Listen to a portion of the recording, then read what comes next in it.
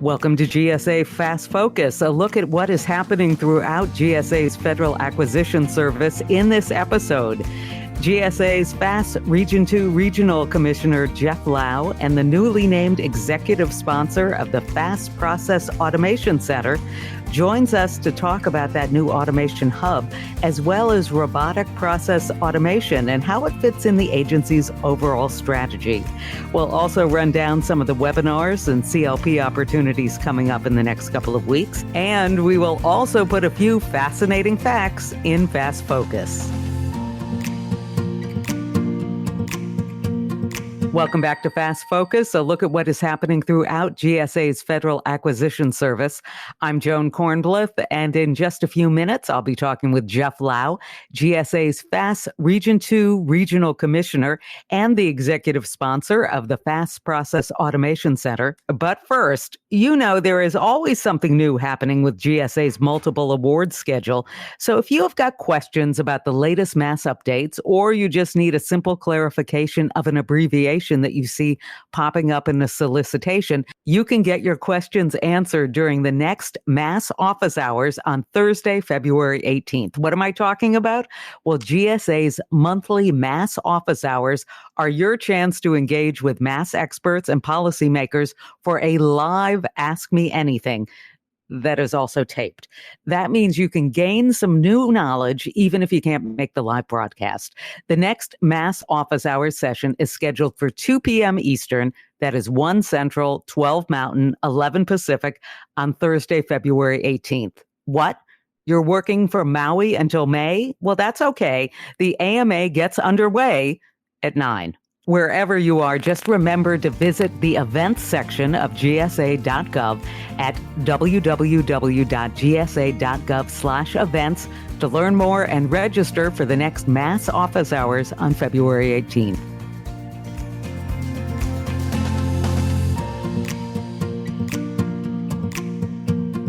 Welcome back to FAS Focus, a look at what's happening in and around GSA's Federal Acquisition Service. I'm Joan Kornbluth. Joining me now is self-described bot enthusiast Jeff Lau, FAS Region 2 Regional Commissioner and executive sponsor of FAS's new Process Automation Center. Thanks so much for joining us today, Jeff. Can you start things off by telling us a little bit about the new Process Automation Center? Like, what's it all about? Sure, Joan. I'd be happy to talk about it. The FAS Process Automation Center is tied strategically to the broader FAS initiatives. Over the last several years, there's been numerous projects across the FAS enterprise focused on various aspects of automation, especially robotic process automation, which we've been leading out of Region 2. We're excited to kind of pull all that together and really find synergies and leverage the expertise across the organization to ensure there's no duplication and really find efficiencies to really greatest impact the FAS organization. Okay, so now it's time to get down to basics, robotic process automation. I know what RPA isn't. It isn't robots coming in to take people's jobs away, but what does RPA mean for GSA exactly? How is it being used? RPA is actually being leveraged across GSA. There is a large initiative led out of the OCFO known as the RPA program, or GSA's RPA program, within FAS, robotic process automation as a technology to streamline a lot of the acquisition and procurement related work that we do on a daily basis. What it's great at focusing on is really the kind of repetitive, mundane type work that requires maybe pulling data from one sheet into another, or cutting and pasting information, or pulling information from different government websites or internal systems and dropping it into templates and documents that are leveraged by the workforce. A great example of that is the Truman automation. That was the first FAS automation focused on supporting the acquisition workforce in the multiple award schedules program. And what it does is actually pull data from a vendor's new offer as well as from government websites, drops it into policy approved templates that can be leveraged by the acquisition workforce. In FY20 alone, we saved over 4,000 hours in labor by having the automation pre-populate some of these documentations for dissemination to the workforce. How many hours? Over 4,000 hours. Wow. So it's really a great time-saving measure. Absolutely. I started my career as an 1102 actually in the schedules program. And one of the things that I realized back then was I was spending a lot of time doing from one document, retyping it or cutting and pasting it into another template or a form.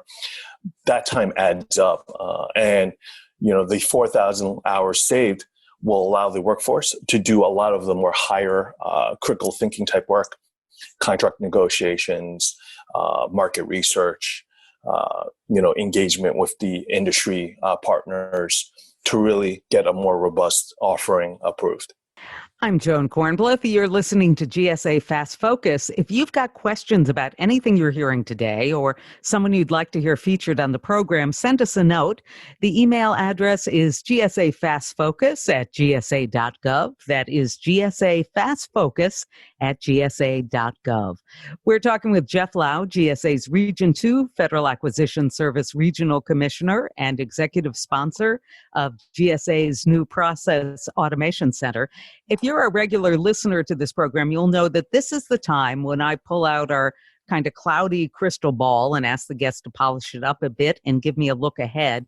Where is RPA, robotic process automation, headed at GSA, Jeff? I view RPA as a bridge or even a really supersized, strong Band-Aid to help bridge the gap from where we want to be from a systems and technology standpoint to the future. There's a lot of major FAS-wide initiatives, such as catalog management and the CALM effort to standardize our acquisition systems. That's the future. And those are initiatives that will take several years before we actually achieve the vision and goals of those initiatives. I view RPA as an opportunity to help alleviate and help support the workforce from a systems and technology perspective until we can reach those ultimate end goals. I think if we are still talking about the Truman automation 3 to 5 years from now, that means we would have done a disservice to the workforce. These are merely systems and automations to help bridge the gap until the larger initiatives are completed. How did you get interested in robotic process? It's funny. I'm actually not a technology guy. Like I said earlier, I started off my career as an 1102, but I was always interested in process improvement, Lean Six Sigma, Kaizen, those type of things. And Tony Frater, who's my deputy up in New York, he actually had a technology background. And one day we were talking and I was telling him, hey, when we get some time, we'd love to do some process improvement in the region. And he shared an article with me about RPA and how the banking industry was actually leveraging it. And we started having some dialogue and some conversation. And we realized we had something really interesting, in the palm of our hands. And fast forward about, 2 months later, I had the idea of, hey, let's try automating parts of what the 1102s do for the multiple award schedule program. Tony downloaded a free trial version of RPA software on his desktop, his personal computer, and we started running scenarios. And after about 30 hours or so of programming, we actually had 2 functioning automations that are the foundation of what Truman is today. So where else do you think that it can be used at GSA? Maybe some offices that we don't think of as being, processable. Yeah, well, when you reached by almost every CXO organization today, a lot of that work is being led by the OCFO GSA RPA program. I really think from a FAS perspective, we have acquisition in our name. I think that's where you can get the most value add and really have the greatest impact across the enterprise. But there's also opportunities to do some non-traditional acquisition-related functions within the organization. I think what's key is what is highly repeatable, what's done by more than a handful of people. When you can focus on those type of initiatives or those types of process, that's where you're going to get type value adds from doing the automations that are really impactful. And that's what we should be looking for. Hey, what's the best automations for the greater good versus an individual? So now when you're at home, for example, or walking down the street, do you look at things with different eyes and say, boy, that's something that could be automated? All the time. Every time you back would look at, how a certain business was actually doing the processing of creating and making your lunch. And I would be like, oh, that actually needs to be closer to the person chopping the salad, or, you need a certain type of person to do this type of work. I mean, that's how my brain operates. There's always, process improvement focus. It's almost kind of fun and becomes a game. But now that I'm at home, I'd love to create an automation that can actually take care of my 3 kids and help them get onto their Zoom sessions. But, I'll have to do that on my own spare time. I'm Joan Kornblith. You're listening to FAS Focus from the U.S. General Services Administration. I'm talking to Jeff Lau, GSA's Region 2 Federal Acquisition Service Regional Commissioner and Executive Sponsor of GSA's new Process Automation Center. We've been talking about RPA, robotic process automation, and how it's being used at GSA. I know we have just a few minutes left. Let's get back to Truman for a minute. How are you measuring the success of that project?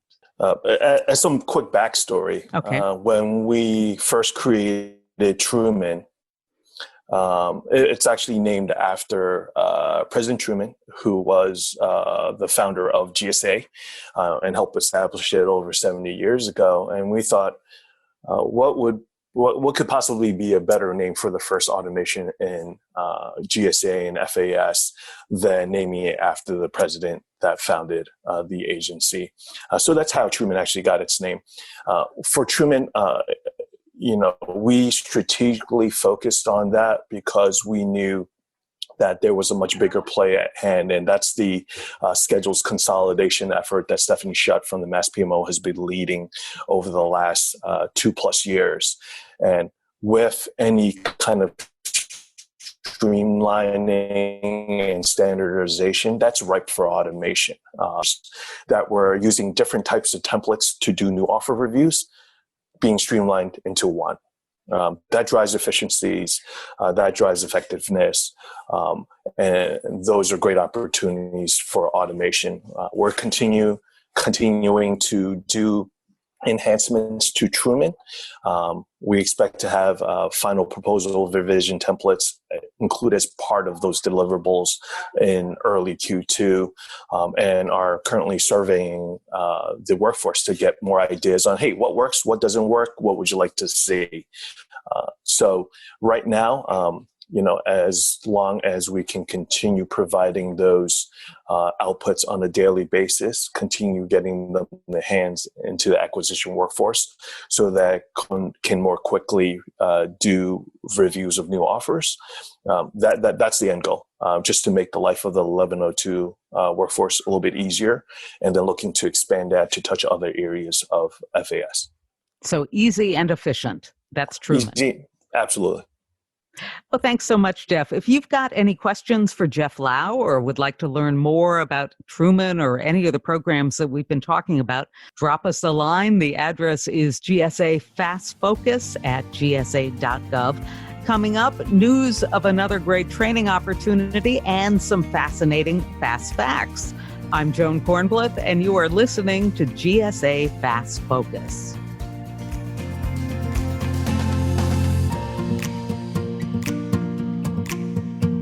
Welcome back to FAS Focus, a look at what is happening throughout GSA's Federal Acquisition Service. I'm Joan Kornblith, joined now by Max Stempora with news of another great training opportunity for you. Hi, Max. Hey, Joan, thanks. So RFIs, or Request for Information.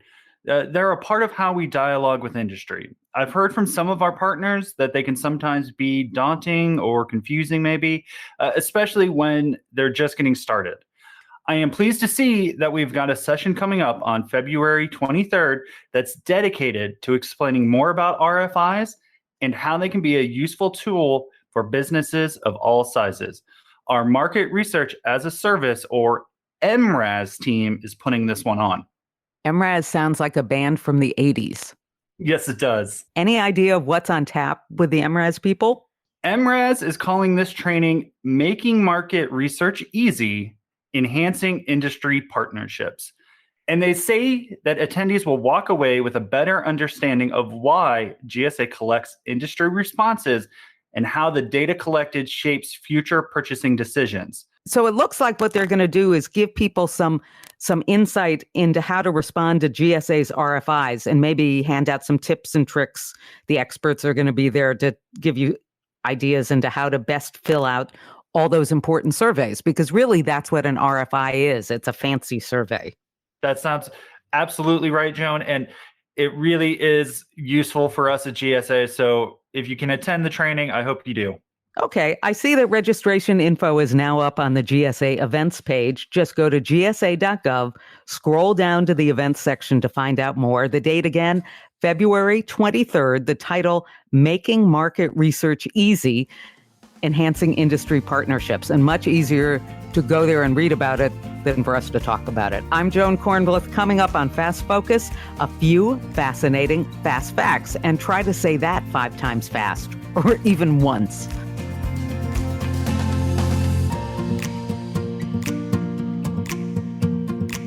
Welcome back to GSA FAS Focus. I'm Joan Kornbluth, and we are almost out of time for today. I did want to leave you with a few fascinating FAS facts this week about GSA's COVID response.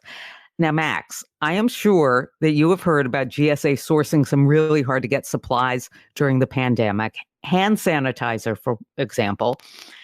Through January 18th of 2021, and those are the most recent numbers we have, FAS has sourced 473,762 gallons of the stuff. That is a lot of hand sanitizer. That is enough to fill and stack soda cans 360 miles high. Of course, if you stood those soda cans on their sides, they'd stretch from Washington, D.C. to Akron, Ohio. Or they'd stack from Washington, D.C. to Worcester, Massachusetts, if you'd rather head in that direction. Of course, I think you would probably be cited for something if you stacked a bunch of soda cans 462 miles, don't you think? I think so. I think somebody'd tell us you were littering on the highway or something. Yeah. Well, that is not keeping things clean, but unless, of course, you're using the sanitizer to clean your hands. But while we are on the subject of keeping things clean, disinfectant and cleaning solutions. 700,221 gallons has been sourced by GSA. And let's put that into some kind of recognizable context. Maybe pour it into an Olympic-sized swimming pool. So they hold 660,000 gallons of liquid. You would definitely be able to fill an Olympic-sized swimming pool with all the disinfectant and cleaning solution that GSA has sourced, but no diving, because who would want to swim in a swimming pool full of cleaning solution? Can you imagine the smell coming out of there? Yes. I mean, I'm not sure I'd even want to sit and read by a pool full of cleaning solution. But you wouldn't have to worry about having to clean that pool for a long time. No, absolutely not. And I think you would get clean just from being near it. I think so. Well, okay, we have time for one more thing. Since we've started keeping stats on these things since last March, GSA has procured more than 72.8 million individual cleaning wipes. And I'm told if you laid those cleaning wipes down end to end, those 72.8 million cleaning wipes would cover 7,640 miles. And since we're into travel on that show, that's as far as a round trip flight from DC to Oslo, Norway, and back. And you probably have a couple of cleaning wipes left over to clear off the tray table in front of you on the airplane. Well, thankfully, those are all the fascinating FAST facts I have for you today. Don't forget, if there is anything else FAST related that you would like to learn about or somebody you'd like to hear featured on GSA FAST Focus, let me know. Send a note to GSA FAST Focus at gsa.gov. That is GSA FAS FOCUS at gsa.gov. I'm Joan Kornbluth. I put the words together. Max Stempora is the producer with assistance from Domini Artis. Thank you to Jeff Lau for joining us in the studio this week. FAST Focus is a production of the U.S. General Services Administration's Office of Strategic Communication.